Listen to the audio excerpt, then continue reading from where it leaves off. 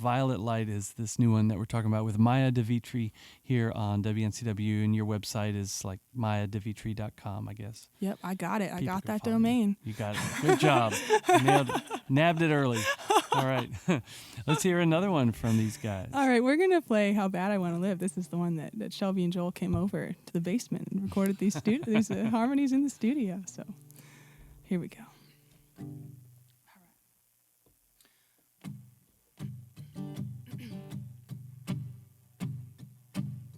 I never dreamed I'd ask what I need now, that he could bear to watch if I fall down and I don't come back out of the ocean laughing. He can love me to the blood, he can love me to the bone, but there's still some roads that gotta go alone, and there's still some nights I'm gonna be the only one crying. Oh, and I'm so happy knowing how much more I wanna give. Yeah, and I'm so happy knowing just how bad I wanna live.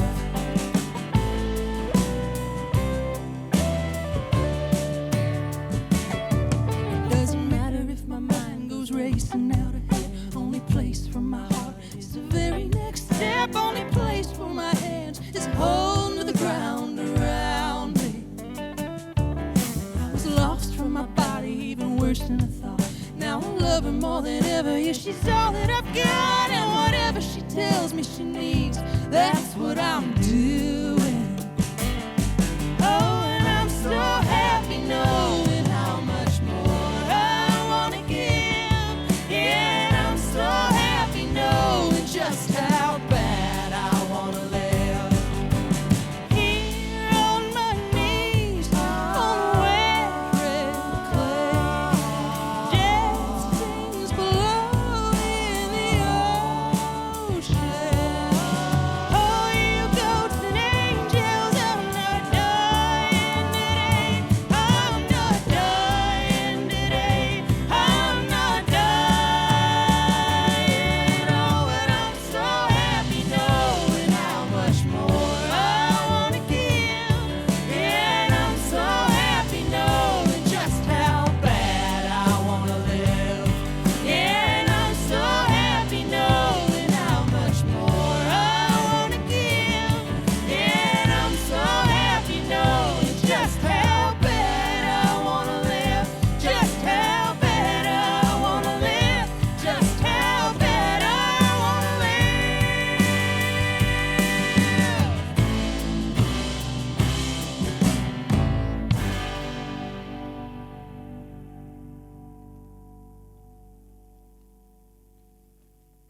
Maya de Vitry on WNCW.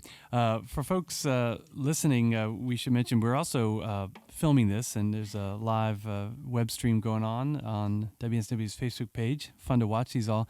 But for those just listening, I think you can hear the fierceness and passion in Maya's voice on that one, and the great the joy that comes out too. She's smiling strong on that one because it's such a kind of redemptive song and just a joyous song. I'm assuming it's just a response to the pandemic, where this, all this tough times of, surreal existential dread and such like this, but through it and just kind of being grounded at your home in Nashville with Ethan, getting into gardening and all this music. Like you say, you got so much more into music, as if you could have gotten more into music, but even more so, I guess this song kind of sprouted from that. Like, no, we're alive and we have so much to give. It's like, it's amazing that layer is in that song, like in the performance of that song, everything you're saying, like that, all of that is also in it. And then there's this layer of the song that is just very literal, and it comes from being on a very in a really scary storm on a edge of a cliff on a hike that actually Joel Timmons recommended that Ethan and I do, which is so fun and so full circle. That's the other thing. The other reason I play with these guys, they're like, we're just like adventure pals, and we've gone rock climbing together, and I don't know, like all that happened, trusting each other on the belay ropes, and then you play music together. It's all connected. Yeah. But like, yeah, that's a very literal song. It was this moment of, being in realizing that my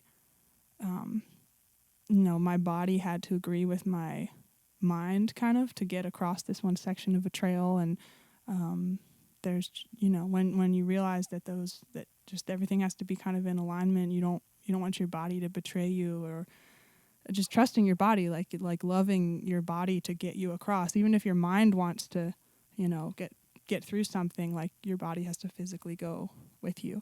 Yeah. So despite mud. Despite the slick mud and the ocean below. So there's all these literal there were literally goats kind of showing us the way on this trail. So that's why there's goats in this song. They're just they're not a metaphor. But then there is the bigger metaphor of then recording that song in our basement during the pandemic, and beginning the song with just me singing and playing guitar, and then building a band around it slowly, and just kind of having to inhabit exactly what you're talking about, like inhabiting like the joy and the fierceness, but without the team kind of, without people to hold you as you're going there, but to slowly build it. So it's super, super euphoric to play it live now, to play it with the team, right, all in the same room. Yeah. So that's probably what you're feeling. A lot of us feeling it. The album Violet Light, I want to read what's on your website. I guess it's your kind of description of it. I'm assuming it's your words, maybe it's someone else's. Violet Light is an open-hearted invitation to explore the tensions between the visible and the imagined, between love and control, and our unrelenting human desire to belong to a home, to an environment, to each other. Can you expound on some of that? I mean, like the invitation to explore the tensions between the visible and the imagined.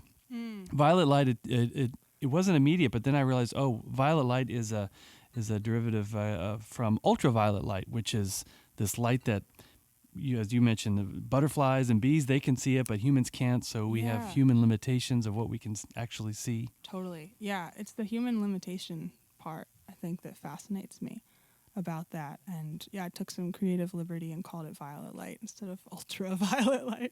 But it's this part of the light spectrum that we can't perceive. Like it's like it's a reality that's there, it's there around us, and it's a frequency, and it's happening, and other beings are navigating by it and relying on it.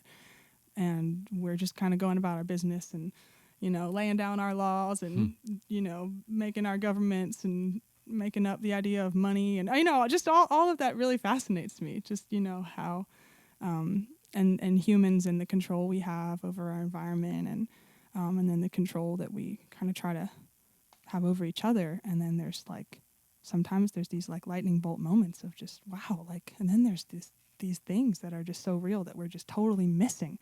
We can't perceive of this. Like what else is there? There's things we haven't even discovered or haven't perceived that are, totally real for other animals or plants or whatever. Super fascinated. Probably should have been a biologist. Oh, no, I think you're doing just what you're supposed to do. Yeah. But I like to read about that stuff, and it comes through the songs. Yeah. The tension between love and control. I never thought of the two of them as being, kind of opposites. But when you fall in love, you're giving up control, or you're kind of opening up. Yeah, and I think sometimes kind of either through my own experiences or seeing other human to human relationships, or even humans and pets and or anything how much of, or parenting, which I only know one side of it, being the kid, but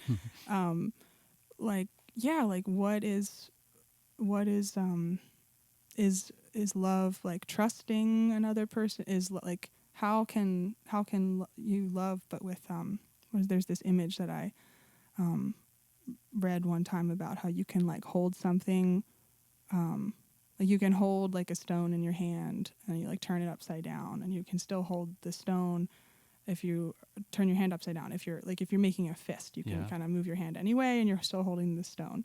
Or you can just open your palm and the stone is just sitting there on your open palm, like palm up, and so you can still hold something, but like with an open hand. Right. Or like hold some. How can you like hold a person, or how can I hold my bandmates, but like with an open hand, Mm-hmm. or that everybody feels free to be fully themselves, and that's Right. I guess that's the tension that I feel like because it's like you love something so much, you don't want anything to happen to it, you don't want to let it go, so you just like close your fists, like squeezing a fist of sand so hard to keep it all that you end up losing more. Totally. Yeah.